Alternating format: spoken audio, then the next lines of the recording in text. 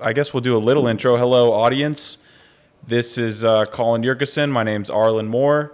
I think what we should do, Colin, is really target this to our fans that already follow us, and just so they know this is a free-flowing conversation. We have no agenda. Yeah. We're gonna see where the flow takes us. We've had a great summer already. We're at the Capital Insane. Club event. It's blowing us away. Yeah. That's my introduction. Yeah. You any thoughts? Yeah, Any thoughts? so we're going to just take you on a little journey through the past 3 weeks, what we're experiencing right now, what we're learning right now. So many data sets flowing through our heads. So Oh my God. it's going to be fun. But just a quick little recap on me and Arlen's last 2 weeks. We started off, well, I'll just start off on what I did. So beginning of the summer, went to Ibiza with about 8 friends. We got a villa on the mountain, which was something like, usually when I travel, I just go with Noemi. So like it's not, it's fun, but like you get kind of bored. Like she gets bored, I get bored. We're just with each other. You don't have all your friends to communicate with. So this time we planned this entire summer with just groups everywhere we've been. And dude, it has just blown every other summer experience just completely out of the water. Like it's just been so insane. Like getting a fucking villa with 8 or 10 of your friends in a, $2 million, $3 million mansions, like the one we stayed at in Lake Como too. So anyway, fly in, Ibiza, a week long. That was like a real big party trip. We were just going out all the time, masterminding during the day, going to beach clubs. Then Arlen hits me up and he's like, yo, come to Lake Como. You talk a little bit about your situation with your client and kind of what you're doing. Yeah. Because everyone knows, what you do with your masterminds. Yeah. So my first month of the entire summer was pre-planned with my girl's family. So my girl has 19 first cousins. Yeah. And she has 7 uncles, 6 uncles, 7 uncles, something like that. And so her immediate family's giant, and it was this giant family trip. There's Jewish mafia type family trip. It was awesome. We were in Sicily. All the cousins went to Mykonos. So I'm like having a similar like party experience, but Yeah. I'm with like my girl's tight, close knit family and their fiance, boyfriend, girlfriends, and actually, I think the way it went down was I had hit you up because I wanted to do a trip with you and Noemi. Yeah. And I had a client as well who I'm doing personal branding work with, advising him on how to build his personal brand, structure his Instagram, hire a videographer, and really build a unique brand that stands out. This is a guy who previously has no social media at all, but he has a really thriving business. And so that's the offer I had. And I was like, you know what? Why don't we just meet up in person? Why don't we meet up in basically his homeland of Italy? And he's a record label owner. And then from there, we're going to take a jet over to Ultra. Yeah. In Because Croatia. he's a record label owner for EDM music. It's perfectly on brand. I was like, Colin, come along for the ride. Let's do it. I just got blessed. I'm in Ibiza at 5 a.m. partying to freaking black coffee, having the time of my life. And then I'm like, okay, next, baby, we're going to Lake Como. And then we're taking a private jet to Ultra.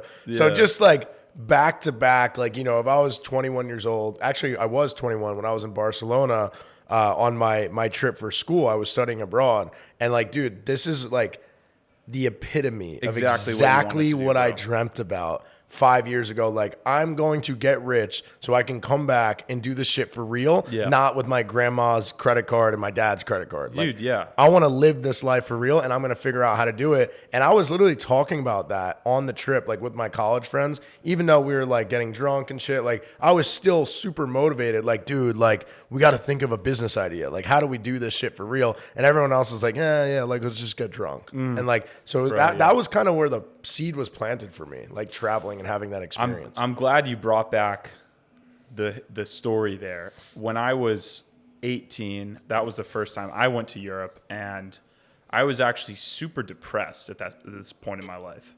And how did you go to Europe at 18? It was my mom and dad brought me for high school graduation. And that was the first time I'd been to Europe, and I was in a really dark place in my mind, like negative thinking patterns, and I'd been experiencing this for years at this point. Like I was in my like darker moment. Yeah, I remember you said this on a podcast. I Yeah. heard you say this shit. I was like, damn, like you really had some rough shit going on. Yeah, it was all mental. Yeah. Like outward circumstances were pretty good, so I'm blessed with that. But where did that like, come from? If you're out, like, because usually your internal reflects your external. Isn't that strange? So That's if you're- something I've never really quite understood. like there's like a seed that was like planted in you from something. Dude, it was just fear of my own thoughts and my own mind, and I was completely unawakened to meditation or any sort of higher level consciousness at all. And so it was just for like 3 or 4 years, it was just repetitive negative thought loops, like over and over and over. And it wasn't every day. Some days it was like the entire day. Some days it would just hit me. I would have anxiety attacks, panic attacks. So that's when I was in Barcelona. And actually in Barcelona, I read a book called The Happiness Advantage. I read that book. Yeah. The yellow And- cover. Yes, exactly. yep. And that book changed my life. Wow. It talked about basically like basic concepts in neurolinguistic programming, Yeah. gratitude journaling, meditation, just focusing on the positive in life in general and retraining your brain. Yeah. And I started doing those practices. And within 2 weeks, I was significantly better. And within a month, I was just rid of that depressive state completely. And that was at 18. At 18. And then I'll fast forward a bit to when I was about 20, 21, and I had started my YouTube channel and already grown about 100,000 subscribers, but I wasn't making a lot of money yet. And I had my merch brand. I had some brand deals here and there, but I had no clue like the whole Europe thing until actually our boy Create Tyler kind of came on the scene with him and Adam Horwitz, Yep. and they were documenting the Europe thing. Yep. And they were like in Saint-Tropez, like, helicopters over to Capri or whatever. And, Yeah. and seeing that, I was doing well, but I just, that was so foreign to me. And now, bro, like we're doing it. Yeah. Like we just had the craziest. And you know what? And you know what's funny? It's like I always thought I was gonna do it, but I thought I was gonna do it in like the content creation, creativity way of Yeah. I'm gonna like hustle my way in there through a brand deal with like a hotel. Yeah. Like that's Yeah. like what I thought the only way was possible. Yeah. Now we're doing it with like businesses that make a lot of money. Yeah. And like we're doing it with other kids that like we are focused on business. This is just a subset of the success of our businesses. I never knew that was possible. Yeah. I thought I had to be in the travel niche or like whatever, like doing brand deals and like doing shoots and shit. Like we are on a Yeah. completely different path. And then now this is just the reality that I'm living in with having cash flow online. Like it's really not that hard to do this stuff. It's not that hard. I look at, it's a funny thing to kind of look at yourself 5 years ago and think like how you just kind of were thinking there. And like, we were so wrong about so much. Like Yeah. I had so many bad ideas and so many failures, but even now I look at myself and I know I'm wrong about a lot right now, that 5 years from now, I'm going to look back and be like, wow. Like, okay, here, I'll let you go. That's a good point. I want to Yeah. I want to expand on what you know is wrong now that you were focusing on back then, and let's reverse engineer and tell our older or our younger selves what they could do to not I like fuck that. up. Because dude, we stress so much about like especially for me, I'm 21 years old, senior year of college, thinking like, I'm never going to get to that point. Like, there's Yeah, right. no way I'm going to find these cool friends. I'm watching Jay Alvarez videos. Yeah. Like, he was like my biggest inspiration for like just the experience part of life. Yeah. Like being Yeah, able to yeah. go and travel, do all that stuff. And I always thought like, I need to drop out now. I need to go fly and meet these kids. Like, you can create your own network at whatever point you're at. And all you have to do, dude, is go to a fucking networking event. Like, just go to one of these Yeah. and have something to share, like what Luke said today. Why are you here? What do you have to share to people? Like, what can you give? And, what is your intention? So just create a high income skill. You're going to have to really hustle and hunker down. Like, you're not going to get the cool travel experience maybe until year 3 of your entrepreneurship journey. But that's part of the process, because in order to do the stuff that we're doing right now with all these cool people, we are only here because we are actually fucking killing it. Like every single person here in their own way is doing something very good. And that's like what's really special about being at this event. Like I'm so impressed by everyone that's speaking. And then you have to think like sometimes in my head, I'm just like, oh my God, this kid's 20 years old making 10 million. Like I suck. Like, fuck. Yeah. Like, it's so inspiring. Like, Yeah. every single person is so special in their own way. But the only reason why you're here is because you're special. Bro, you just said like 9 things that I wanted to go on a tangent for. So I'm going to try to like recapitulate and go back through each of them. So Yeah. one, you mentioned you were watching Jay Alvarez and like the lifestyle content. That Bro, shit I gave was me the doing the same thing. chills. I was doing the same thing. I was Yeah. watching Jay Alvarez hang off a cliff in Dubai or whatever. Yeah. And now I'm friends with Jay Alvarez. Wow. Like he's like I see him in Air One all the time, and Yeah. like we'll talk occasionally. Like he's just a chill dude. Yeah. Like and like, bro, it's exactly as you said. Like it doesn't take that much. Like if I knew when I was 18 and I was caddying on a golf course, making maximum on average like $50 to like $200 a day. Yep. If you just save up for a few weeks, Yep. you join something, a $1,500 mastermind like Yep. Tribe Accelerator or Leverage Lifestyle, Yep. you're going to meet someone who's going to Bali. You're going to get on a plane, another, $1,000 or something, Yep. and you're just in a completely different reality. 100%. And I think another really interesting thing is like early on, and I think we had very different financial like runways. But early on, I mean, I was spending, and I still spend a ton of money. Like even like on events like this. I think like we both do. I've been with Arlen now for like Bro. 2 weeks. Arlen spends money I like more do, than but I it's thought. all worth it, bro. Yeah, It's yeah. all like I don't think about money. I think all, I think dude. in the past 2 weeks, like we probably spent a combined maybe 60 grand. Yeah, easily. more. Dude, I mean, like this event was 15 grand alone. But Yeah. like early on, I think this is the advice I would give my younger self. Like you're very attached to money, and you're thinking like, oh, like, but I only got like $4,000 in my bank account. It's like, bro, spend that immediately on some mastermind or some plane ticket or somewhere, and you'll figure out how to make it back. Yeah. Because what the affirmation that you tell yourself when you spend is that you can make it back. Exactly. And if you hold on to it, you just block energy out. 100%. And money loves speed. You're very, dude, that's like my favorite quote. Yep. Money loves speed. I always say that. And it's so true because when I first started making money, the speed at which I became, I mean, I wrote a book on it. I was 50K in debt at 23. I was a multi-millionaire at 24. So it was a little more than 12 months, but it was still this one age gap. It was 23 to 24. Bro, the kid you were just talking to, Woody. Yeah.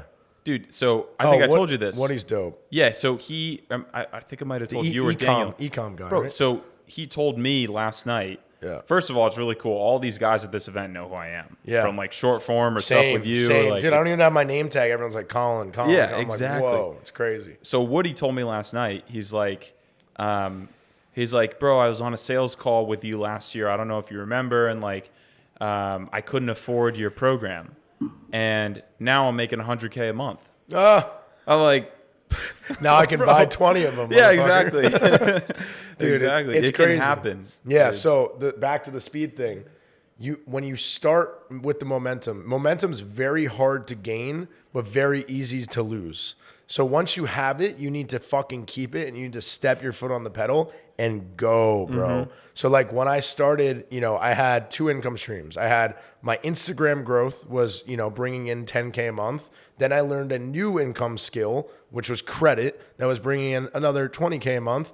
And then you just stack and you reinvest. So like when you first start making money, the number one thing you should not do is listen to one of these podcasts or whatever when we're talking about crypto or market cycles and think that you can take your 30K of cash when you just started, maybe you're 6 months, a year into your business, and then go invest that in Bitcoin and like sit and wait. Like you need to have so much cash flow to the point where you can comfortably invest into your business to exponentially grow it and then have stuff left over to then dollar cost average into Bitcoin, buy stocks, whatever.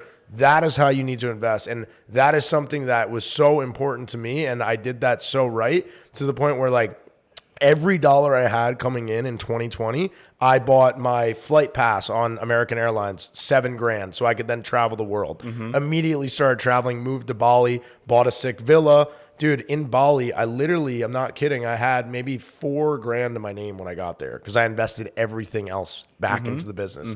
I bought a camera, I bought a mic. Literally any dollar I made would go back in. And then I think one of the coolest stories I can tell you about that money mindset of total detachment is when I went to Dubai. So I was in Bali for a month, and it got stagnant. Like, we slowed down. Like, my buddy Paulie, he wanted to stay, and I knew that it dried up. Like, I did all the experiences. I went to all the little islands. We did Gili Tea. I wasn't staying in a hotel, so I couldn't promote Marriott. I knew at that moment I needed to level up and I needed to leave, even though if no one was going to come with me. So I solo booked a flight on points, which was part of my brand, to Dubai. And I did like 100,000 points. I flew business class, got back into frequency, landed in Dubai. I literally had like $5,000 in cash. I had a credit card with maybe like $10,000, $11,000 on it. And I was like, what can I do that's just fucking crazy right now? Yeah, So I booked skydiving right when I got there. That was like $600. Went skydiving, was so exhilarating, so fired up. Right when I landed, I'm like, okay, now I really want to go buy this Cartier bracelet. I had it on the background of my phone. Yeah. I never bought a piece of jewelry. I've been saving all my money. I didn't really have enough to buy the bracelet. Yeah. I had like $4,000 and I was in Dubai. Like, Yeah, I had yeah. no money. Yeah. And I'm just like, I'm going to figure it out. I had a few drinks. I went to the Dubai Mall. I whipped out my Chase Freedom Unlimited card. Yeah. And my limit was like $6,000. And I had another credit card, which I think was like the Chase United card. It was like a travel one. And that one had $4,000. So I called up Chase inside of the store after I tried it on. I walked outside. I'm like, I'll be right back.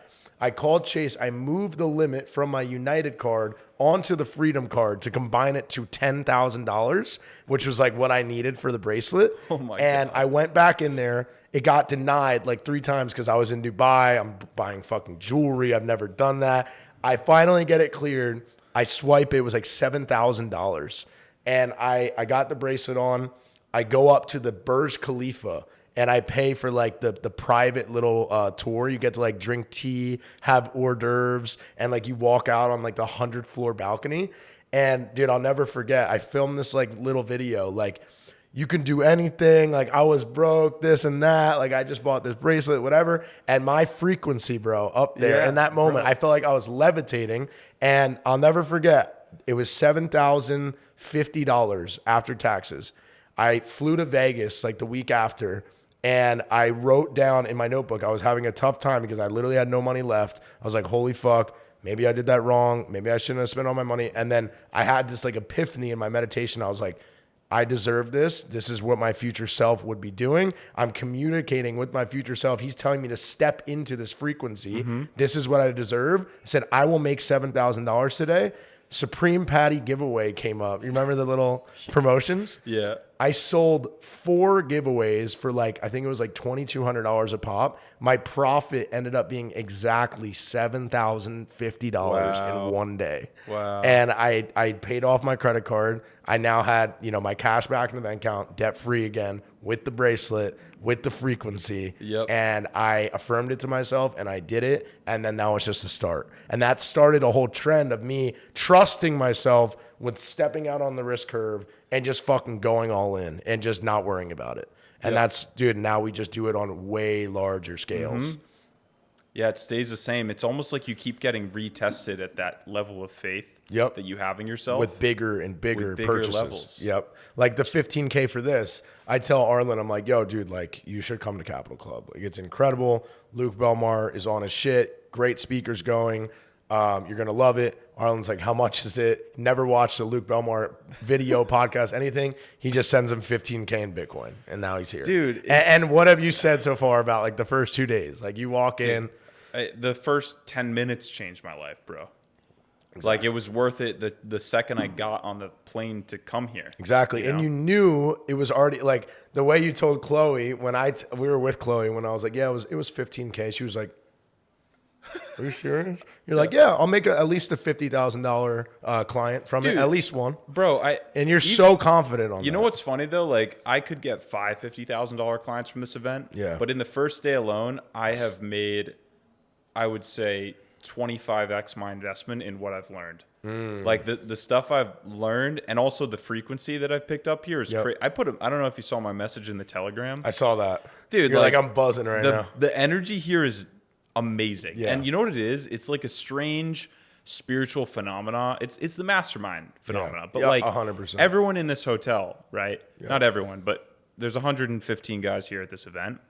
We're all thinking, we're all brainstorming, we're all meditating in the morning, we're all working out, and we go to bed, and our subconscious activity, whatever's happening with our spirits when we sleep, bro. It's the ether. The ether here around Opens this up. event, it just Sends us the ideas. dude, it's just a vortex. It's like, here. okay, whatever you believe, if you believe in God, your ancestors, whatever, if you've ever read the book Think and Grow Rich, that's the mastermind concept. Yep. And then there's also one called The Art of War, or The War of Art. The War of Art. It's by Stephen Pressfield. And this book literally talks about how this motherfucker sat at his desk until I think he was 55 when he finally got his first book off the ground. And he would sit there for 8 hours a day and just write and just write. And every single book was a fucking shithole. And he just crumble up the pages, throw them out. Most depressed motherfucker. Finally, after I think it was 50 years of him writing, he wrote The War of Art, which is the book I'm talking about. And it sold, who knows, like 70 million copies. And he got all of the downloads from the ether. And it was just show up and do your work. And it's the same thing with masterminds. Show up to the mastermind, even if you don't know what the fuck you're supposed to get out of it, what your intention is. Every single time, whether it's me doing ayahuasca, whether it's me traveling to meet you in Malibu, like, you're just doing all this crazy shit, moving to Bali. What do you think is going to happen, bro? Something crazy is going to happen. Like you're putting yourself out there to receive. And the ether's open and God's watching. If you believe in God, I believe he's watching you. Put in the effort, put your next step forward, and you're going to get rewarded. Whether it's this event or the next event, it's going to happen. Bro, I think we're going to have to go longer than an hour. We got a lot to talk. do You it, just dude. said another like 5 things that I'm like, we need to talk about that. And I want to talk about market cycles because my mind's spewing. And we haven't even, bro. Yeah. Okay, so one thing I want to touch on, and I don't know. Okay, so we've talked about this quite a bit in the past few weeks, but we're talking about this concept of like the ether and the energy at this event and such. One thing I've noticed about you and I specifically, and we talked about Chinese astrology, the flat earth, everything like that. But you and Noemi your lucky number is 8, right? That's like the frequency of money. Yeah, 8 is money, and then 28 is wealth. So my girl's birthday is 2/8/2000. My brand is called, my former clothing brand is called 8 a.m. Yep. My hockey number in college was 81. Wow. Like her phone passcode is 1881. You feel like a brother to me in a strange way. And whenever we hang out, it's like this. And don't get me wrong. There's a lot of like obviously really cool guys here that I vibe on a high level with. But there's some strange astrological principle that is happening when you and I talk about things. So I was wondering if you could. Dog. I'm a rat, bro. You're I'm a rat. a rat. So tell everyone about the Chinese astrology, because this is not anything that anyone in your short form content feed is talking about right now, and you need to listen up. Yeah, so basically JP Morgan said it best back in, I think it was like 1920, millionaires don't study astrology, billionaires do, right? So this started popping up. There were some TikToks that were going viral.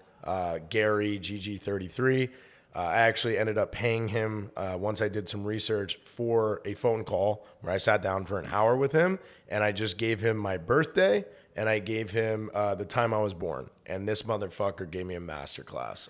Never met me before. I'll tell you everything right now, but basically there's numerology, which is one part of it, and then there's Chinese astrology. So you put the two together and you can kind of use this as a roadmap for your life.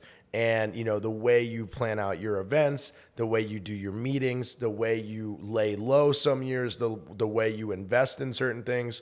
So I'll just kind of run through my notes, bro, because it is really incredible. So basically, my number is a 3. So that's my life path number.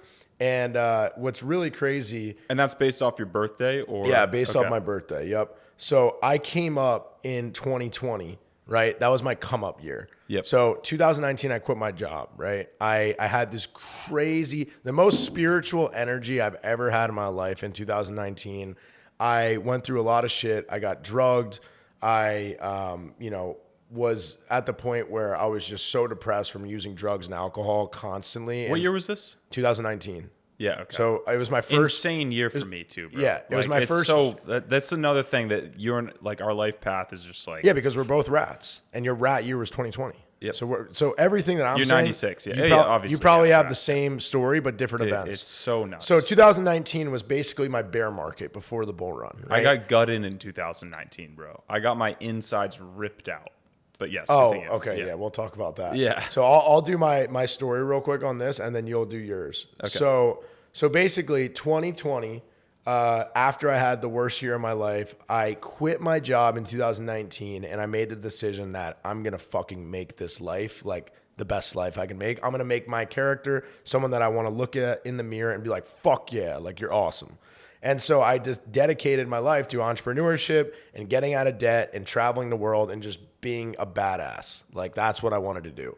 And so all of this momentum and this spiritual discernment like pushed me into this. Like something was going down, bro. And I just went with it and I trusted it. So 2020 is the year of the rat. So our last year of the rat was 2000, what was it? It's a 12-year cycle. So I don't know what the last one was. But every year your animal is, when you're in that year, you have an incredible year. And it just so happened to be that 2020 lined up when everything else lined up. And it was my rat year, and I'm a rat in a rat year. So in 2020, I quit my job. I moved to Bali, right? And this is where it gets crazy. I moved to Bali, and the day I get there, I meet my now girlfriend, Noemi, who I've been with for 3 years. I love her. And She's incredible. she's amazing. She's for me. Here's the crazy part. When he tells me the notes, he goes, do you have a girlfriend? He's like, what's her birthday? Oh, she's an ox. Ox is your perfect match. I'm like, no fucking way. Also, what? Oh, her birthday is 28. When did you make all your money? Oh, when you met your girlfriend, you're an 8, which is a sign of money. Noemi is a 28, which is a sign of the wealth. He's like, when you guys have sex, your sexual energy is a vortex of money and wealth. And I'm like, what the fuck? Then he tells me my numerology. So he tells me my lucky number as an ox or as a rat is 23 or 32 or 2 or 3, any of those numbers in a sequence. And I looked down, and guess how old I was in 2020? 23. 3. I have it tatted on me, bro. I didn't even know that was significant in any way. And I'm like, holy fuck. Okay, so my come up year was the rat year in 2020. I was 23 years old in 2020. I met my love of my life, who was an ox, who's August 28, wealth, money together. Yeah. And we built basically our little empire that we built over the last 3 years. Next thing that was crazy, the apartment that we tried to move into in Miami, 0 units available. We're writing on our vision board every single day. We're fucking doing morning routine. Like, we're so happy and grateful now that we live in the Panorama Tower. We have an amazing view of the sunset, whatever. We're writing it for like 2 months, bro. We're about to leave for Europe in 2021 for the summer. No calls. We don't get the building. My flight gets canceled, bro, the day I try to go. And we have to go back, and our flight's not for 2 days. I get a call from the leasing agent. And she's like, Colin, did you leave for Europe yet? I'm like, surprisingly, no. Like, I'm still here. The flight got canceled. And she's like, well, guess what? 32A just became available. And so then I go back in my head as he's telling me this. He's like, do you have any other 32, 23 significance? I'm like, bro, my fucking apartment is 32A. Yeah. And so like all that shit happened. And then I'm like, okay, tell me everything about my numbers and whatever. And so he basically gave me a roadmap that's super simple. I'll go over it. So the 8th is money, karma, and power. That is my significance of my birthday. So I'm very karmic. The 8 is a sign of infinity. What comes around goes around. Every single time I put good into the world, I receive it back instantly. Every time I put bad into the world, I get bad right back, bro. So when I was in college, off my path, not being creative, doing drugs and alcohol, sleeping with too many girls, just being a total just degenerate, bro. I was having the worst karma, bro. I got assaulted, got drugged, just bad, bad, bad, bad. And everything bad would happen to me. And like, everyone else comparable, not really much going on. So like, it just makes so much sense with the 8. He said, I have to live a very righteous life and morally correct life as much as possible because I'm very karmic. He goes, my money tends to go up and down like a roller coaster. So be more conservative. This was at the time where I just watched my net worth drop by $3 million. And like, this was bear market, like bottom of the bear. I'm like, holy fuck. He says, I'm a rat and Bitcoin is a rat. You're very good at investing in rat year investments. So if, for example, Tesla was born in 2008, that's the year of the rat. So that would be a good investment for me. Bitcoin is born in 2008. All my net worth was in Bitcoin. Once again, another alignment. Rat's enemy year. This is very important for numerology and astrology. You have an enemy year too. So you have a sign. If your girlfriend is your enemy sign, you should probably look out because it's not going to go well. So my enemy is the horse, and that enemy year is 2014. My next enemy year is 2026, which is perfectly in line with the bear market. So 2025 is top of the bull run. I'll probably be off the map in 2026. He said rat states are very good for you to live in. So this is also applies to Arlen, everything I'm saying, because you're also a rat. So for example, me and you would do very well in New York City. New York was born in a rat year. Yes. December is our worst month. So December. Interesting. Yeah. If you want to plan like trips, investments, whatever, December is one of our worst months. February and October are our best months. Positive times, 11 a.m. through 1 p.m. and 7 to 9 p.m. Okay? Funny story about that. I was doing my webinar between 5 to 7 p.m. and my negative time is 5 p.m., 3 to 5 p.m. Then I switched it to 7 p.m. We had like 3x in sales from that time. He said my life-changing year, and same with you, is 2024 to 2025. He says, not only will you have a lot of money, but you have an extreme amount of influence. You'll have a lot of powerful people around you, and I can get with what I want without having to use force. And then 2023, because I asked about this year, he said, I'm in an 11-year cycle. My outlook on life is changing. When next birthday hits, which was 27, it already happened, I will have to become more social again, but I'll love it because I'm very good at it, because I'm a Gemini, I'm very social. Rats are very social. And then final notes, Noemi, this is funny. He goes, Noemi is more responsible for me making money than I am.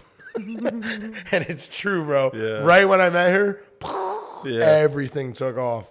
And then he said your main energy spot is your shoulders and your arms. That's it, bro. It's a funny last one to end on. Yeah, when Your I get shoulders massages, and your okay. Like when if Noemi would go like that, it just like brings up energy, I guess.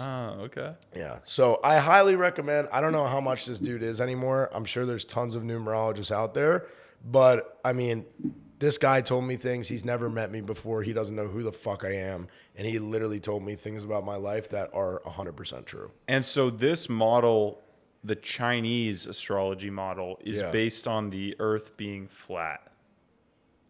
Is this true? I don't know. Oh, I thought that's what you said. No, it just makes more sense if it's flat.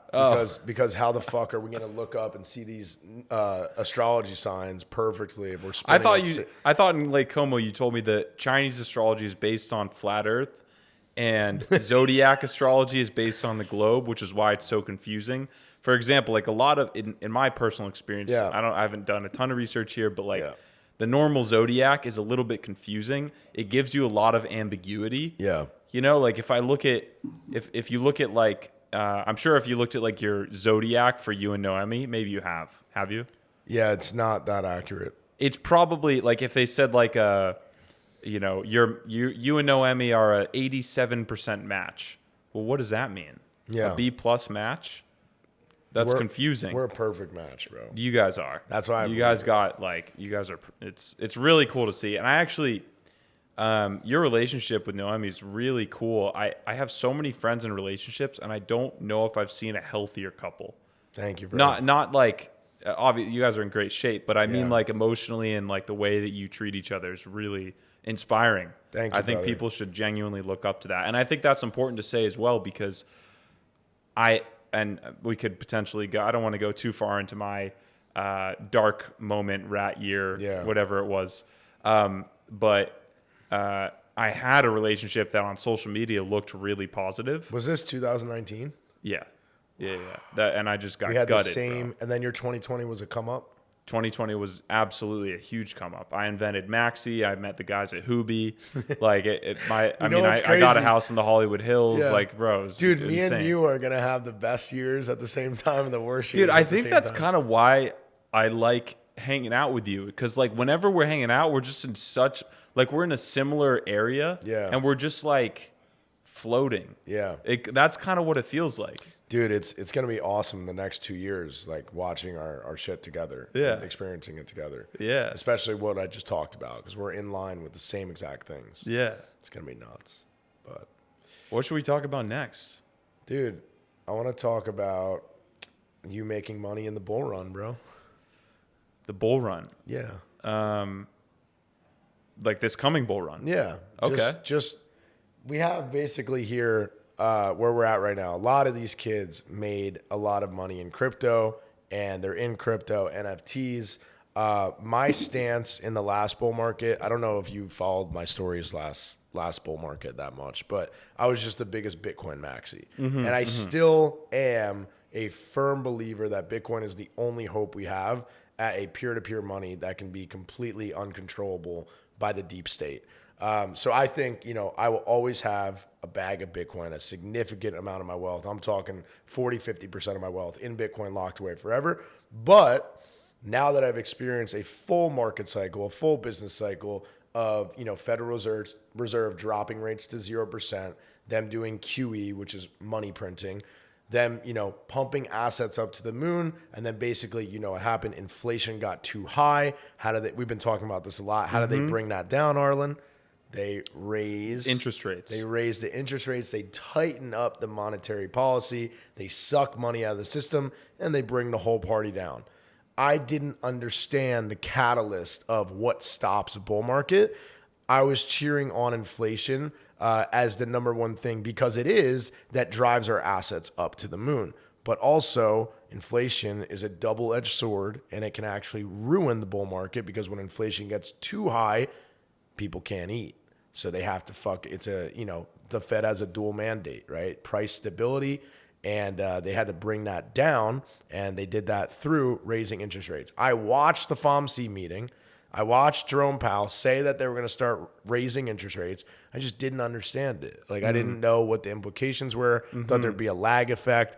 The day that inflation broke the record from, I think it was like 1965 or something in the 60s, that was literally the day that Jerome Powell came on and he's like, yeah, I know we said we're not even thinking about raising rates for a long time, but I think we're going to have to start raising rates. And that was the top. That exact day was the top. So I've been, I got in a depression phase kind of because, dude, I was so publicly bullish saying Bitcoin, and I'll just say it right now, I was saying Bitcoin's going to go to fucking 200K, right? Yeah. And I'm just screaming it to the rooftops. This is my first cycle.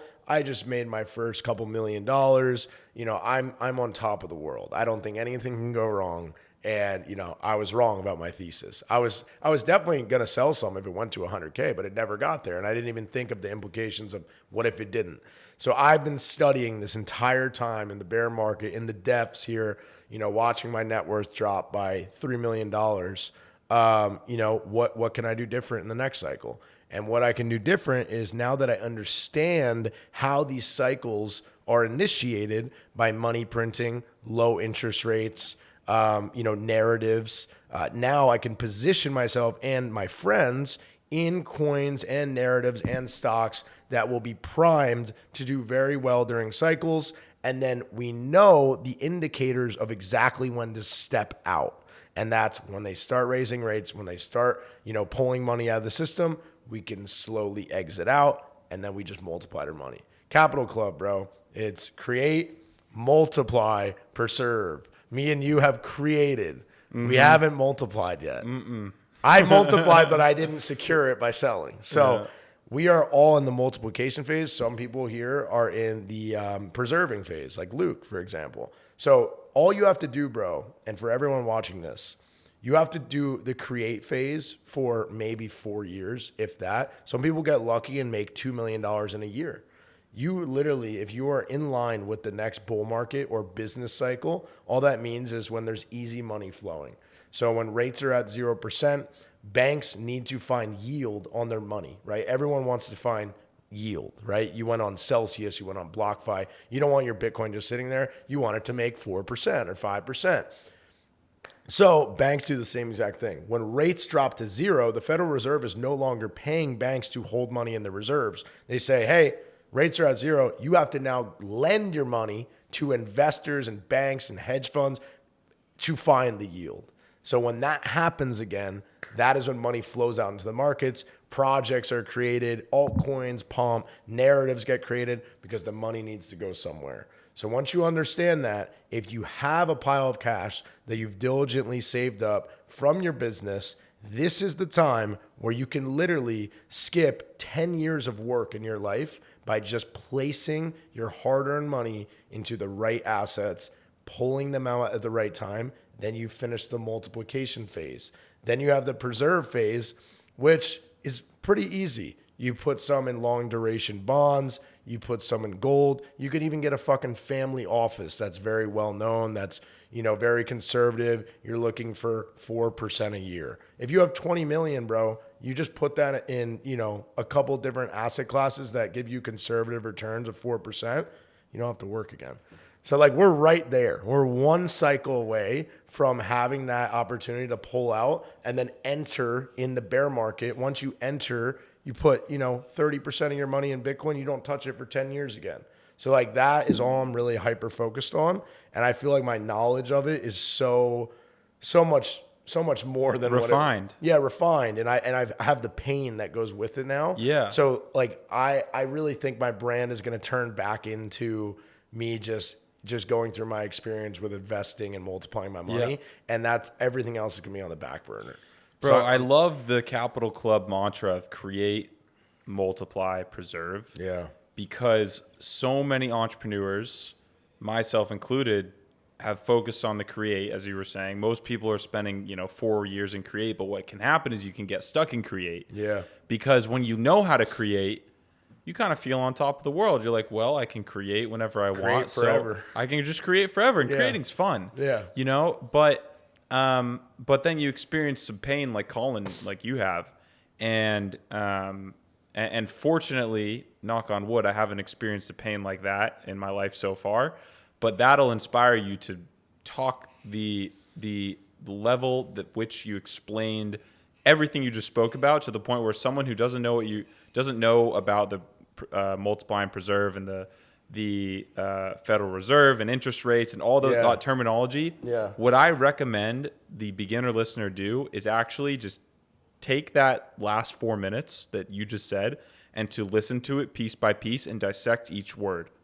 What one takeaway I've had from this event, and something you've recommended me, is The Lords of Easy Money. I'm going to read that 10 times. I'm going to read, I've done some research on the Federal Reserve, but I want to learn more. I need to, my point here is, and my biggest takeaway so far from this $15,000 event is you really can't do well in business if you don't understand how money works. And it's Mark Moss said it today. Money is a game. And if you don't know the rules of the game, if you don't know how to play the game, if you don't know what the objective of the game is, and if you don't know who the players are, you can't win. Bro, you could have a $100,000 a month business and still make no money because you don't know, again, how to play, the rules, the players, and the objective. If you're just making 100K right now, you're fucked. Because 100K is fine, but that's one part of the game. Now you have to keep making the 100K. You have to now learn taxes. You now have to learn how to get write-offs. You now have to learn real estate. You now have to learn asset protection. Then you have to keep that there. You have to keep making your 100K. And then you have to learn how to multiply. Then you have to learn how business cycles work. You have to learn what inflation is and why that matters. You have to learn what the Federal Reserve does. There's all of these little intricacies. And if you just miss one of them, you're going to learn a very hard lesson.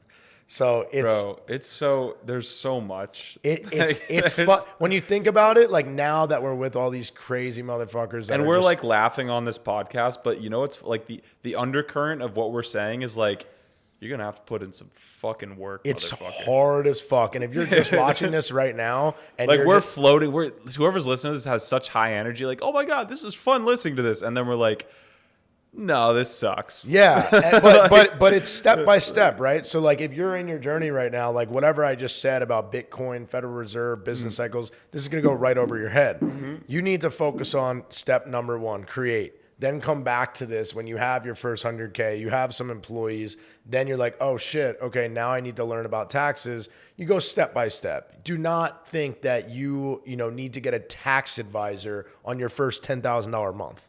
That is the worst mistake you can make. Yeah. Focus on creating so much to the point where it's like, that's all you do. You look up, you're like, oh, I have $100,000 in my bank account now. Okay, cool. Now I can maybe focus on step 2. That's how I think you should do it. And I think a lot of kids, they watch all this shit and they're like, ooh, I'm going to get my trust set up before they even started their business. So, dude, my tax situation up until this year, honestly, was just do nothing and then stress for a week about it and then pray. Dude, I did the same. 2021, I had no strategy. I just made the most money I've ever made in my life. I paid $500,000 in taxes. Yeah, and then I learned, once again, perfect lesson. I learned from the pain. I wired the IRS. I actually dollar cost average into the IRS because I didn't pay it in a lump sum. I did my extension. I had until October. I was sending $100,000 wires every couple months to the IRS. And then I finally was like, okay, I'm never doing this again. Got with Carlton, shout out Carlton Dennis, learned about real estate and write-offs and depreciation and Section 179. Now I have this knowledge. I applied that knowledge in 2022. I paid $130K. And I made around, take home for me with everything structured right. It's still a lot of it went back in my pocket and it made sense. So I learned you have to go through the fucking pain. Me and Arlen can tell you all of the pain, but I promise you, like, for example, with Bitcoin and shit, I listened to all the people that I wanted to listen to because it fit my narrative of where I wanted Bitcoin to go. So I focused on all the guys that were the ultra bulls. Bitcoin forever. It's never stopping. It's going to 300K. Bro, I did the same thing, but for like the altcoins and Ethereum. Exactly. You listen to who you want. I was listening to Bankless. The Bankless podcast. Just a shill, probably. Bro, just like so many shill YouTubers. Yep. So for example, me and Arlen, I'm personally, in my opinion, giving very good advice on how to manage your money and your expectations, and not to think so one-sided. You don't have a crypto coin or like you're not making commission on a link in the description in this podcast. There's no links in this description, probably. No, this is just straight up pain expressed to the camera. Yeah. So anyway, what my point is, you're probably not going to listen because you haven't experienced the pain. And that's the sad part. Like, I wish I could save all of you guys watching this right now just from this quick little 5-minute clip, but you have not had the pain to match my reality. So you're going to have to deal with it first. Then you'll come back in 3 years like, motherfucker, I should have listened to Colin. Yeah. Yeah. And the funny part, I never even knew Luke, but Luke sold all of his Bitcoin at 55K. He got out of everything like a month before the top. Everyone was ripping on him, calling him crazy, fucking idiot, whatever. Wow. And I had no idea who he was. He understood the market cycle. Dude, he watched. So he told me this morning in 2017 when he invested in Cardano, Bitcoin, all the altcoins and shit, he put in like, I think it was 50,000, ran it up to like 12 million. Watched it go all the way down to like 60K. So he went through, imagine, that's even worse pain than I went through. Yeah. So he then got back to work with his 50K, put it into e-com, learned drop shipping, head down. 2020 came around. He had around $2 million for the cycle, put it all into the best narratives, got the fuck out at the right times. Wasn't perfect time, wasn't the exact top, but he knew he did his multiplication. Yeah. He got his 40X, said, I'm fucking good with that. I don't need the 100. I'm not going to get the 100. You guys are idiots for staying in. Told everyone, got the fuck out, and he did it right. It's just the multiplication. Nothing else matters. You watch your money go from 1 million to 7 million. Get out. The coin, the vehicle, it's all bullshit, bro. It's just the money. You put it in a fucking thing and it just brings it up to another number and you get out, you take the invisible money into real money. Yeah. And then it's in your bank. Yeah. And you just subtracted 10 years of work off your life. Yeah. And then you're fucking a G. And then you get to tell people how you did it. Yeah. It's cycles, bro. Business cycles, dude. Okay, what's a resource that you've taken to learn about these business cycles? The Lords of Easy Money is one of my favorite. There's another Federal Reserve book, the Jekyll Island, the creature. Yep. The creature. You read the whole thing? Audio. That one's a long one. Okay, that's 24 That hours one's of audio. long, and it's That's a day of your life listening to that book. It's so worth it, bro. It's so worth it. Once you understand cycles, you are a trader. Like you can actually learn to multiply. You don't need to know the ins and outs of the daily charts and the support and resistance. We're talking every 4 years. There's a business cycle where you need to put in your money, wait a year and a half, and get out. It's just quantitative easing. The Fed is printing the money, and you're finding the vehicle that the money is going into, and it's going into your pockets. That's all it is. Just think of a big spigot, like a big faucet. They're turning it on, and it's fucking rushing out. It's going to the banks first, and then where are the banks lending that money? The rates are at zero. They're not making money on the money. They have to make money on it. They get it for free, but then they need to multiply it too. How do they multiply it? They have to lend it out to hedge funds, VCs, that then, what do they do to multiply it? They put it in these fucking tokens, make up some bullshit ass narrative. They have a crazy narrative behind it. The big VCs get behind it. For example, Solana. You have Sam Bankman-Fried back in the day before he was a criminal. He was still a criminal. We just didn't know. They have A16Z, Andreessen Horowitz, big fucking firm, hundreds or billions of dollars.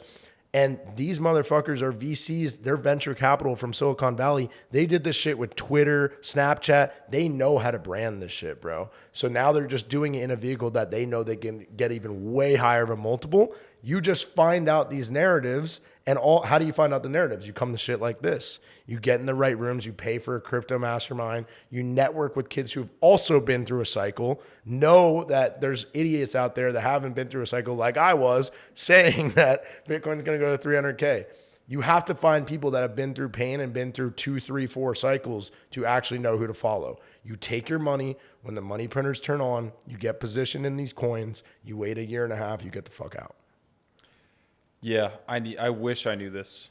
But I wish I knew what a market cycle. Piggyback on I wish I heard the word market cycle, bro. A business cycle, like what Mark was talking about today. I know. I wish I knew, bro. It was like. So you just thought. So most people just think, how do you know Bitcoin's going to go up again, Colin? It's good. Like what? Like when is it? How do you know it's going to go up? Like that's how people think. It's just random, bro. You don't know. It's all designed. Like they tell us when it's going to go up. Most people have no idea. Do what I did, which was, again, find the not Colin, not the person who lost and is speaking from pain, but they find the Shiller on YouTube. This is what I did. Bro, I found I thought I was fucking diversifying my portfolio by finding 10 different Shillers. You were you were diversifying not in the shit, but in the dog shit. Yeah, bro. Yeah. And I'm watching. I don't want to name any names because I'm sure these guys are great guys, but bro, I was just following 10. And my whole subscription feed was just here's why you should get Cardano. Here's why you should get Ethereum. And I'm oh shit. I'm taking all my income, putting it into these coins, and then I even put it into Celsius, and Celsius just went bankrupt. It just vanished. They're all gonna be back, brother. And you know what was good, interesting though? And you wrote the book. You wrote "Go All In." Yeah. I went all in on this shit. So I had some. I don't know, bro. I think I had some pretty serious pain from this, but it's kind of weird. It didn't hurt that bad. I kind of was just from the losing money. I kind of wish it had. Maybe I'm happen worse? speaking too soon. I kind of wish it was worse, but I don't know.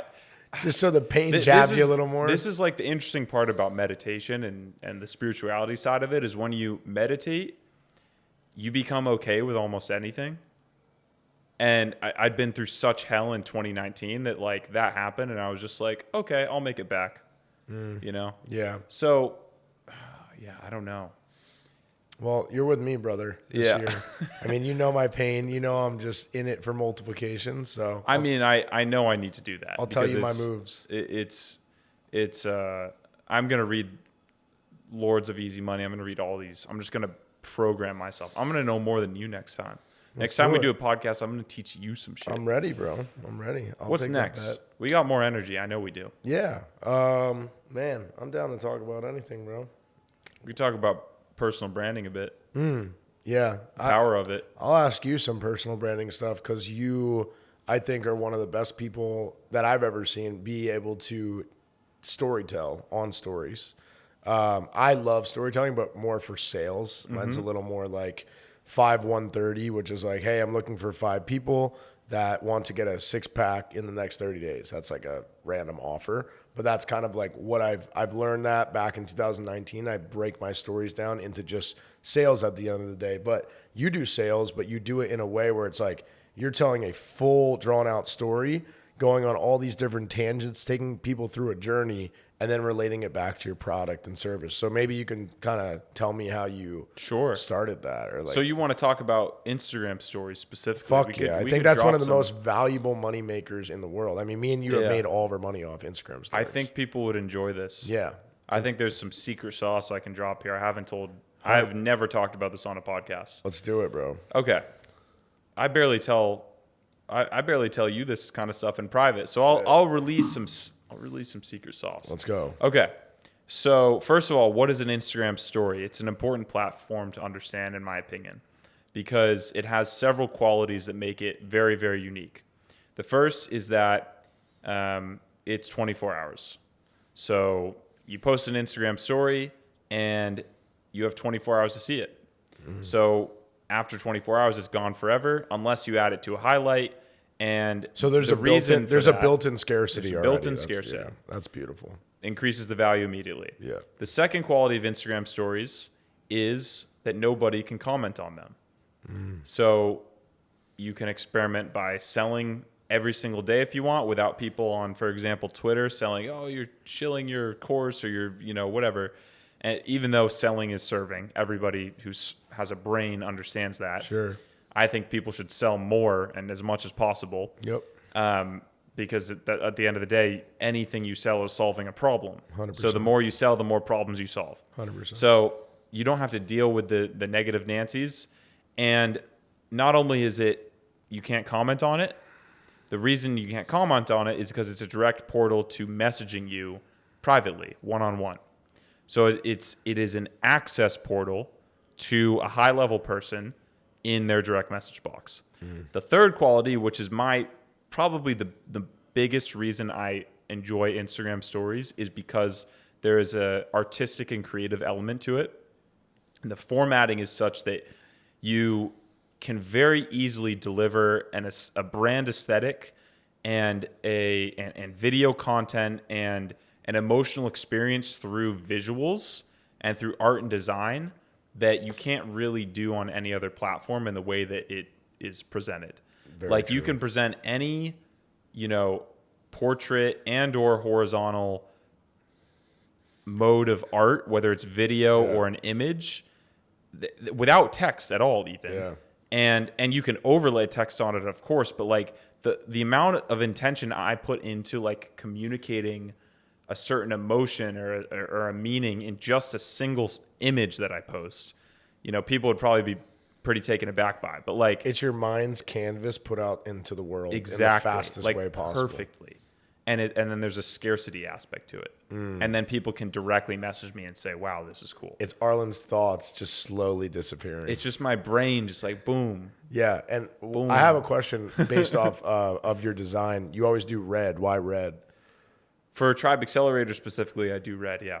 Okay. I mean, So red anything is tribe is red. everything Tribe is red. That's cool. Tribe. That's actually why I followed you, because your shit was so different than anyone else's. Like, Yeah. I was looking at your stories, and you used to have, I think it was the Maxi logo on the bottom. Yep. You have a template. It was like Yep. red with the M, and you would just have like your shit just looks way different than anyone Yeah. else's. Well, the reason behind the red was originally it was because it was. I mean, red is typically associated with love and power and you know those two main emotions, but also like biohacking. You look at red light devices. At the time, I invented that. Yep. I was using my Juve every single day while I was working, so my Yeah. room was always red. And you know, I also thought originally, and this apparently isn't true, but if just because you have a red light on your screen doesn't necessarily mean you're looking at red light. There's actually still blue light in a red screen. It's so true. So I didn't know that, but Yeah. but either way, that was kind of part of the intention behind it. Yeah. So, okay, so dialing back a bit. So that's the format of Instagram stories, the Yep. qualities of Instagram stories. Yep. Then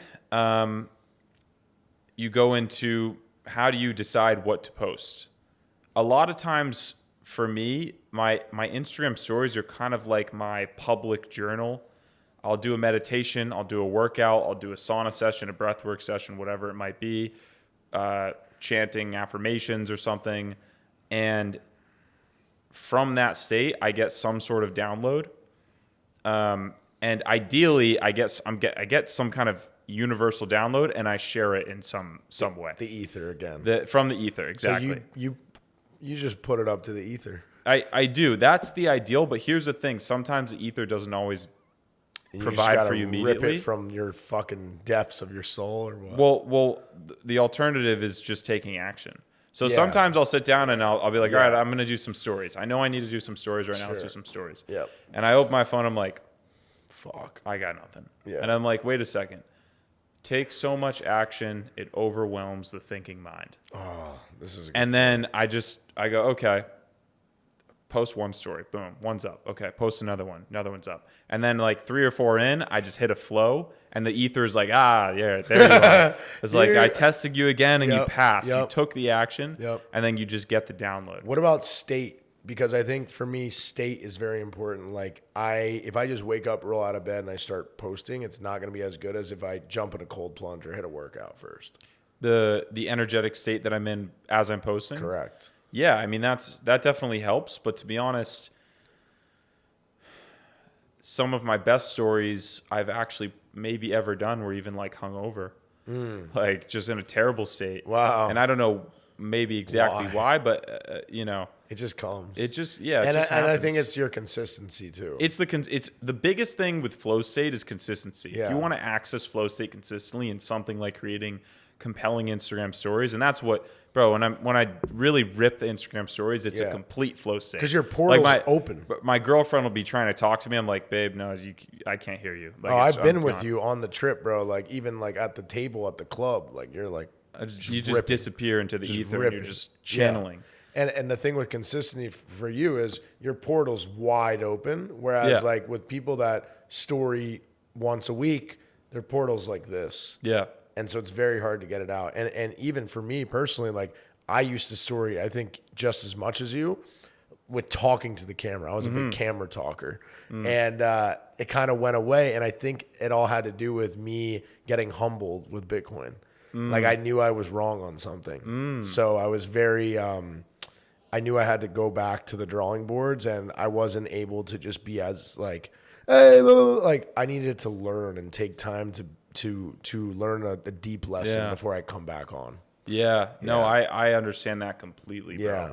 It's And tough. And I mean, when that happened to you with Bitcoin, actually, that was what year was that? That was That was 2021. The cycle Okay. ended in November. 2022 was the bear market. Yeah. So for me, I mean, people say they still love my content and stuff, but like I know deep down, I'm not sharing nearly as much as I can be, and I know it's slowly starting to creep back in. yeah. And I feel that as well. I'm excited. Yeah. Yeah, I mean, for me, the thing that like muted my voice was 2019, because I mean, I had been on YouTube for 4 years, Wow. 3 years. Wow. So I was, bro, when I first started, if you watch any of my old YouTube videos in college, I was so fresh and excited to just like film content. Do you ever look back at your old self? You're like, man, that guy was fucking killing Fucking it. man, bro. Yeah, that's how I Dude. felt about me in 2021. I look back at my shit, I'm like, fuck. Guy, like so excited. But just then you like also have to fresh think. energy. But then you also have to think like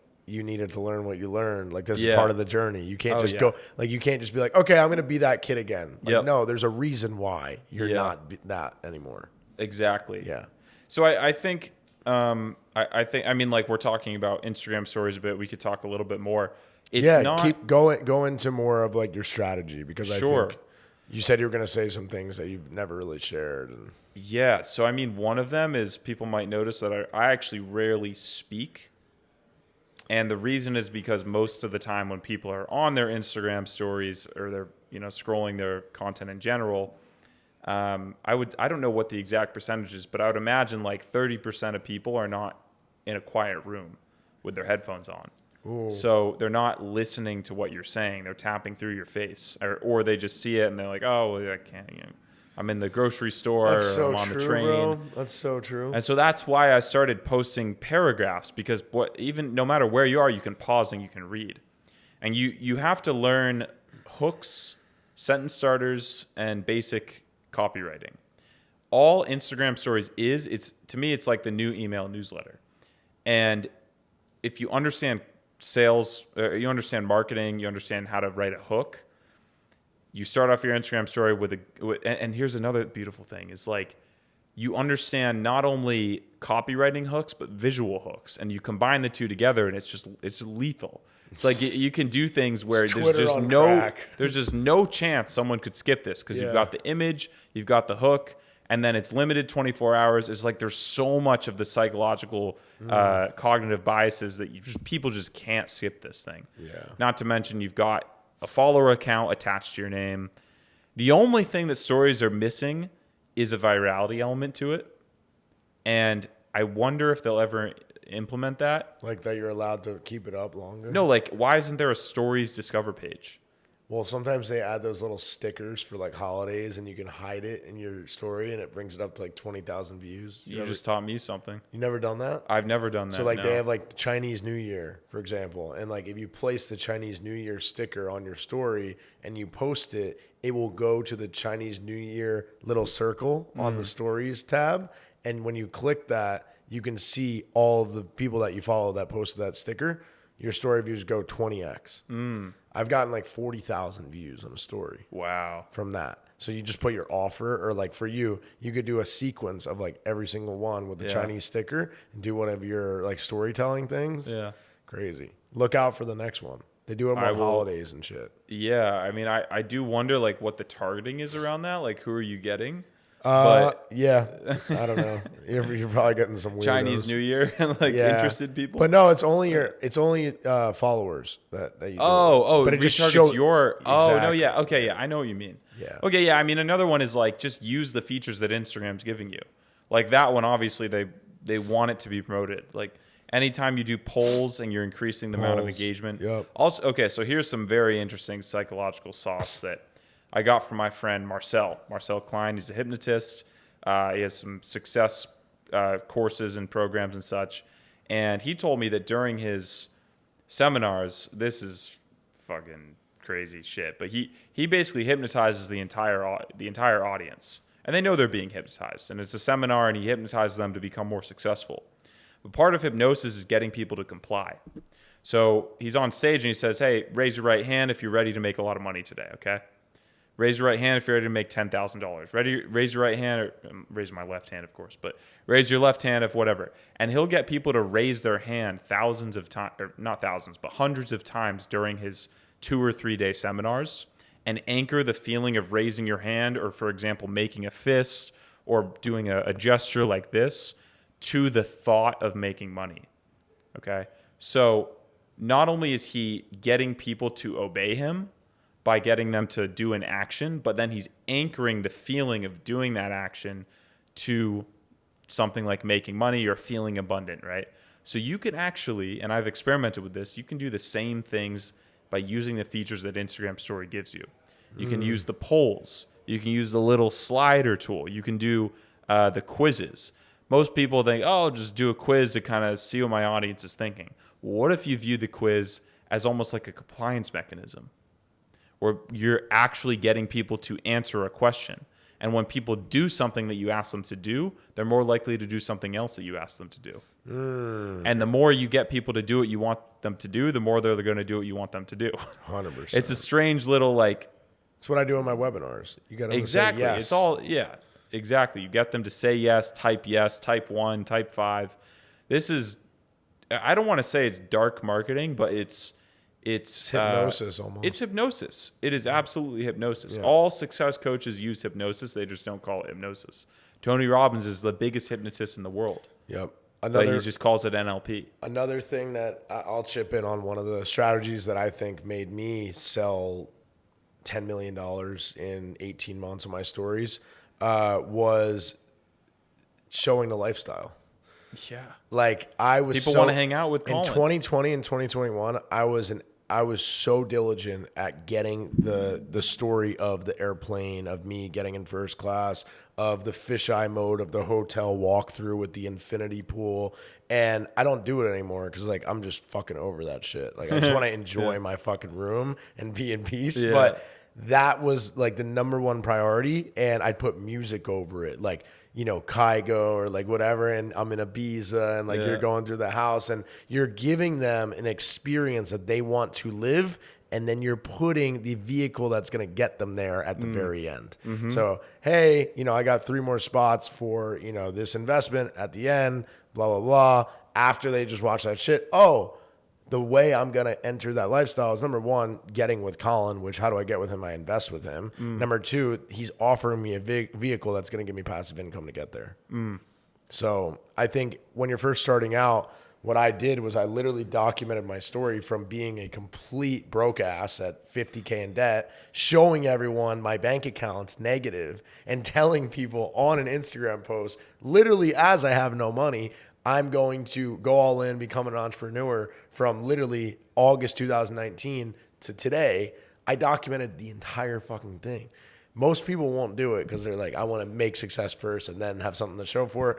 But if you can actually be so fucking set on making yourself successful, you cannot fail after you're documenting it. You'll just be a loser forever. So like you're giving yourself no option. That's like a nuclear button you can press to make it. And for me, that was the only way I think I could have done it. And that has built a lot of trust and credibility with my brand because people watch me go from 0 to what I have. Yeah. Gary V said in the book, Crush It, if you don't have a brand yet, document your journey and your journey will become your brand. And that's exactly what I did. I read that book cover to cover in like 2 days. I was like, okay, I'm just going to document my whole shit. Gary changed my life too, bro. Changed my life. There's a time and a place for all of these people in our lives. Like, I had, Gary was the guy who got me to quit my job and start my personal brand. You know, every day on the way to work. Do the riskiest thing possible. Just fucking quit your job. Yeah, like, just quit your job. You're like, 21 years old. You're so fucking young. You're 30, you're 35. It's the same fucking thing as 20. Like, yeah. So that got me to quit my job. Then Ed Milet got me to get inspired and raise my state every day. Grant Cardone got me the 10X rule. That helped me just think so fucking massive. Think of like how possible my dreams are. And each person served their purpose in my life at each stage. So for you watching this right now, don't think you need an in-person mentor. If you're literally in a smelly fucking basement right now, and you have zero money, your parents are fucking alcoholics, but you have an iPhone, some headphones, and you can go work, an hourly job. That's all you need, bro. Yeah, I think a fun topic is like the early job hacks. Like if you can get a job where you can also listen to an audiobook. Yeah. Or if you can get a job where you can work remote, construction. That's construction. A good one. I was making get a workout and listen to some audiobooks. I was making $30 an hour working construction at 19 and 20 years old when I was home from college. because of overtime. You get 30, and I think the normal rate was like 18 or 20.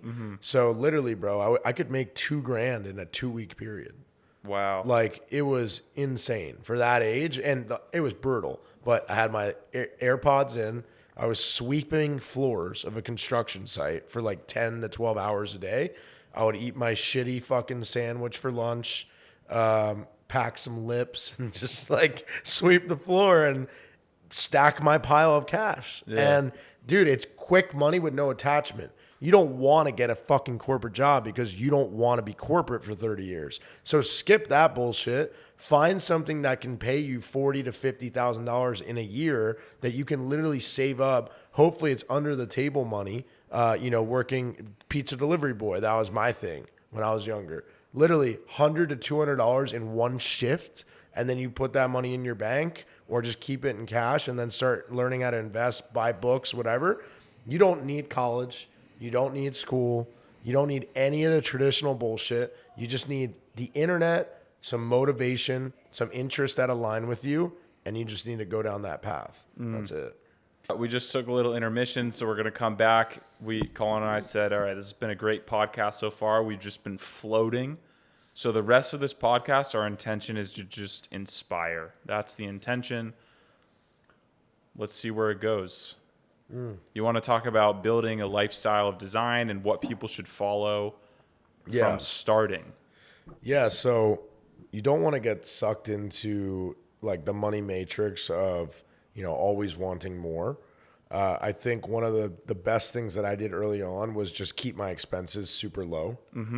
Live with your parents, if possible. Yeah, or even just get $1,000 a month apartment. Move to Colombia, move to Bali, Yeah, move to Mexico travel. City. I think when you first start making cash flow from a business and it's online, the best thing you could do is go travel. I have an idea. Yeah. This is going to be good. What? Okay. You're making $2,500 per month. Uh-huh. How are you spending that money? Wow. You answer and then I'll answer. Dude, that's so little nowadays, but okay. $2,500. Okay, so I'm living at home at that point. Yep. That's very low, isn't that? That's like stupid low, bro. I think you like 4K is like the low now. 2,500, bro. Okay. You're like 18. Yeah. You're making 2,500. That's what I'm saying. Okay. $2,500. You're 18 years old. You're living in your dorm room, which is paid for by your parents, or you're living at home. You should not be paying rent at this because, dude, rent right now if you're living alone is going to be minimum $1,000. It has to be. That's already almost half of your money. Mm-hmm. So I would be cooking all my own fucking food. I would be getting ground beef as my main protein because steaks are too expensive. Ground beef you can get for $4 or $5 a pound. I'd be stocking up on ground beef, cheese. I would just do animal-based diet because it's cheap and you're going to gain muscle. I would get the cheapest gym membership you can get, like Planet Fitness, 24-hour fitness, like $20 a month, something. These are assets, okay? You have your food, you have your gym, and these are going to be like the main things you're doing anyway. You have no time to be fucking around right now. So you're typically... No Fortnite? Huh? No Fortnite? Maybe, like on a Saturday night No after Fortnite, you're grinding. bro. I say no If Fortnite. your parents gave you an Xbox and they bought it, sure. But anyway, if you're really trying to get to the next level and you're making $2,500 a month, this is what you need to be doing. You need to not be paying for your rent. You need to be cooking all of your fucking meals. Maybe you go out once a week if someone is, if you're going to split fucking Chipotle with your boy or something. Like something very light. Bowling, $20.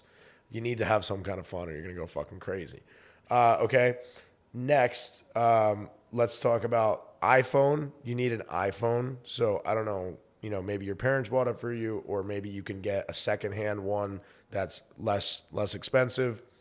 You really only need like 4 things. You need internet and you need a laptop. Okay. And the gym. The gym's very important.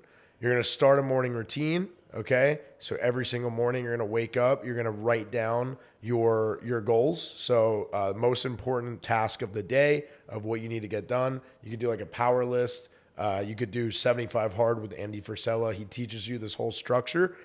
So the first thing's the most important. Do your power list every single day, and you are literally just going to fucking work, and you're going to save the money that comes in and put it right back in your business for at least 6 months to a year. Okay. Until that income gets to 10K a month, you can't move. All right. And this is going to be, I know it sucks, but if you can just get through this time and you can, entertain your mind by doing podcasts, YouTubes, maybe attending free mastermind groups in your local town or area, Facebook pages, ebooks, you are going to be learning, you are going to be implementing, and you are going to be reinvesting, and that's fucking it. Once you hit $10,000 a month, I highly recommend, and you can take this part, we'll piggyback, I highly recommend you travel, and I think you should. Okay, so yeah, I have some things to add on. I think you have very important points of the formula. I'm going to offer some additions / potential alternatives. Okay. So the first one is, and I'm not sure if you mentioned it, but you need to invest some of that $2,500 into some form of online education, whether it's going to be an online course. It's going to be some course. YouTube. Okay, YouTube. Free. That's true. They have everything you need. The only reason I suggest a course is because you get the accountability and the expert access.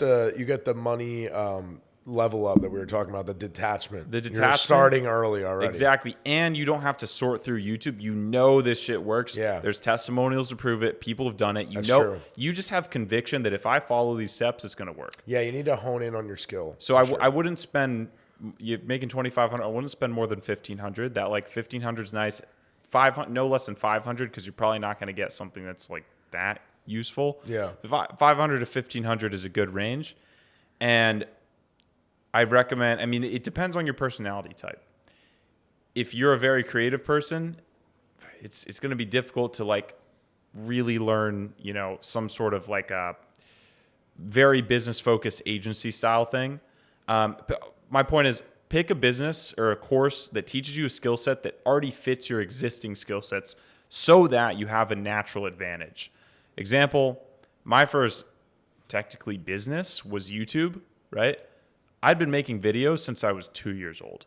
I had a massive advantage, right? The clothing brand stuff, right? That was my first business that was actually successful. My mom's a painter. My dad's a designer / photographer. I knew how to make designs that were appealing. So I always chose a model and a series of actions to follow that I was already pretty good at. I wasn't going against the grain. I was going with the grain. That's very important. You're still going to have days that are fucking hard and that you don't want to do, but having that like flowing sail with the wind is useful. Okay, so the second thing is I would actually probably take that so you have $2,500 the first month. 500 to 1,500 goes into course. I would take another 500 and I would buy a plane ticket. I would buy that plane ticket 6 months in advance. So it's going to be really cheap. And maybe you could help them with the credit thing as well. I'd be getting credit cards at this point in my life because this is going to literally double your income. Okay, yeah. So double your expendable money. But so my point in buying the flight in advance is you're setting a deadline and you're getting a reward. This is literally what I did to go to Bali. Yeah. I literally did it 6 months in advance. Yep. I set the date on the calendar and I literally hit all my goals just in time to go. You're basically forcing yourself into a frequency that you have to succeed in. Once again, like with the money, buying the Cartier bracelet, making crazy purchases, buying Capital Club on the spot, you're literally jumping into your future self on the spot with a purchase. Mm-hmm. It's awesome. Very key principle. Okay. Another one is, and you mentioned your morning routine and powerless. I would add the night routine as well. The night routine is review your wins for the day, review what you're grateful for, and then visualize before you're going to bed some goal or frame that you want to experience a year out, 10 years out, and see like a long-term vision of yourself. Yeah.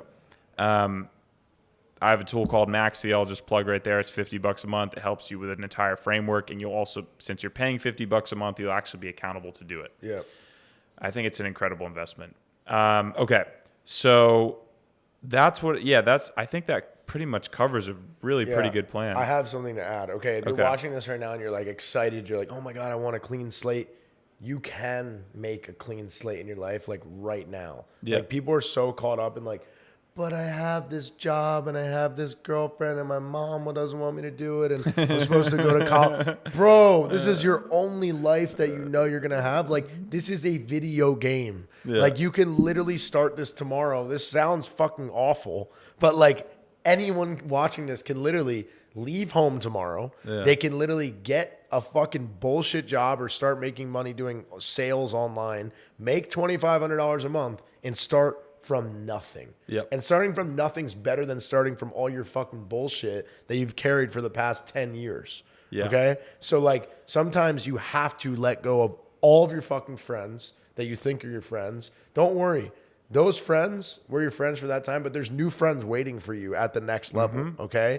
So you have to be comfortable letting your old self fucking die and then becoming the new self that you want to become. And you cannot do that until you accept who you are and what you're in right now so that you can then work to change it. If you can't accept it and come to terms of everything you've done in your life, you are not at the frequency to change. Okay. So for everyone watching this, that is like the most important thing. You can't even make $2,500 a month unless you started a clean slate.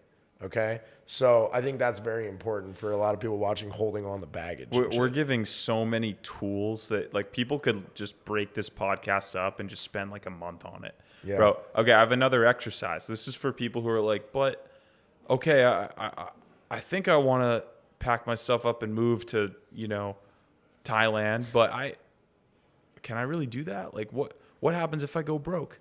Fear setting. Yeah. Write down everything you're afraid that would happen if you fail. So, okay, let's say you're afraid let's say you want to go to Thailand tomorrow. There's some tickets online. I don't know. How much is a ticket to Thailand from, let's just say like Missouri or something? $700 to $1,000. $1,000, okay? You're making $2,500. You have a remote position at this point. Okay. Put it on a credit card, bro. Put on a credit card. Go look at Colin's content for credit stuff. Okay, you get there. What happens if you run out of money? What's the worst possible thing that could happen? For some people, it's call mom and dad and be like, hey, mom and dad, I got to come home. Yep. Is that bad? It's like No. 90% of people have that privilege. Bro, 90% of people. Yeah. Okay, let's say you don't have that privilege. What's the next worst thing that could possibly happen to you if you run out of money? You learn Thai and get a job at a bar. You learn Thai and get a job at a bar, call a friend, call some trusted source who can help you out. Are they going to help you? Guaranteed? No. But it's not that bad. Most of the time, people, your fears are worse than the reality that even the worst reality that could happen. Imagination. Yeah, fears and imagination are worse than reality. The worst possible reality that could really happen, your fears are always going to be worse than it. And here's the funny thing that I've learned, despite the darker moments of my life and the failures, is like, to bring it back to higher power and God, it's like when you make these leaps, God's got your back. Yeah. And you might have to fail. You might have to be homeless and sleep on the street for a night. But you're going to remember that for the rest of your life. And you know what that becomes? That becomes what you talk about on a podcast like this. Like if Colin hadn't had periods of his life where he was in the fucking gutter, he wouldn't have an interesting story. I wouldn't be so here maybe, right okay, let's say you move to Thailand, you run out of money, and you got to sleep on the street for a week. That's a gift. That's epic. 100%. And another really cool thing that's happened to me in my life is you take your wildest dreams and imaginations and goals.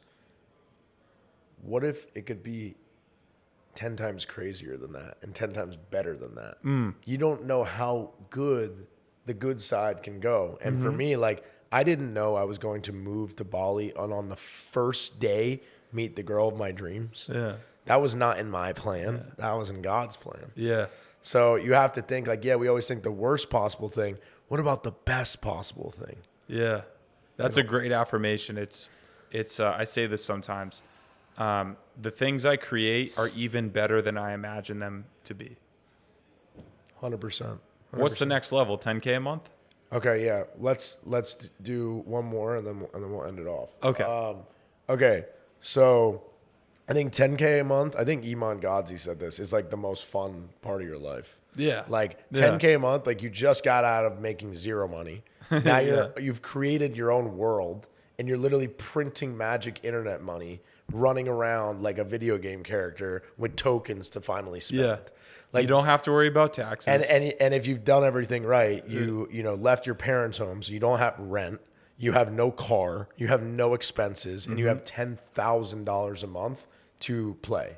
I think this is the best time, but this is honestly, I would say enjoy this time. Like go adventure in this time. You really can't fuck up much unless you like completely stop working. But like this 10K, you should just be dumping back in your business, you know, staying on that upbeat path of momentum, creating content, doing your thing, traveling the world, meeting new people. But when you then go from 10 to 100K, this is when the problems start. Because then you have taxes. Then you have to build systems. You have to have teams.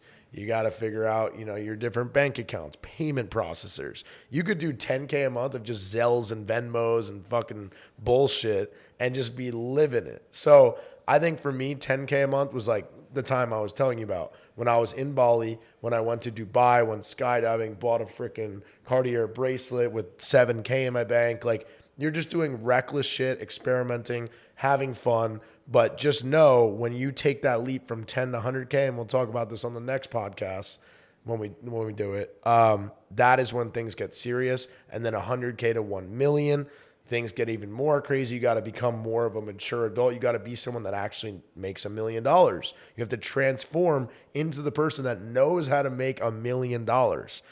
That is something that you might not be ready for. So just know before you make 10 million, you have to become the person that makes 10 million. Great question to ask yourself. What would the version of me that makes $10 million do? Yeah. What would and that's the question you ask yourself to get to the next level. And then the answer is usually they would do this thing that you've never done before. And that's scary. And then you have to go take action on it. Exactly. Let me see, 10K a month. So when I was at 10K a month, I was 19, 20 years old. Was my 10K a month. Young gun. That was when I was figuring out. That's when I was figuring out my merch drops, and I had a really strong YouTube following. So I think I would just add on, like, this is a really fun time to do content because now you actually stand out a little bit from the masses. So you're making a little bit of money and you can do a little bit more things for content. Yeah, you got a little pep in your step, a little confidence. You got more confidence. You're like, man, like, at least at the time for me, like, all my friends were broke, bro, because I was in college. Yep. And, you know, I'm making, I don't know, anywhere from $5,000 to $30,000 on a drop from my clothing brand. In my eyes, brand. you're a millionaire, bro. Dude, at that age. Dude, yeah, it's. I'd be like, that's like the cool guy who created a sweatshirt brand that's just balling. Yeah, exactly. So you've got your thing, you've got pep in your step, document it. That period of my life is so fun, and you said as well, like, watching that period of your life in retrospect is really fun.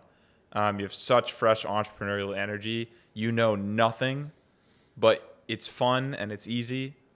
Because your old life was so much different. And so it's enjoy it for sure. Some people are going to want to get to the next level quickly.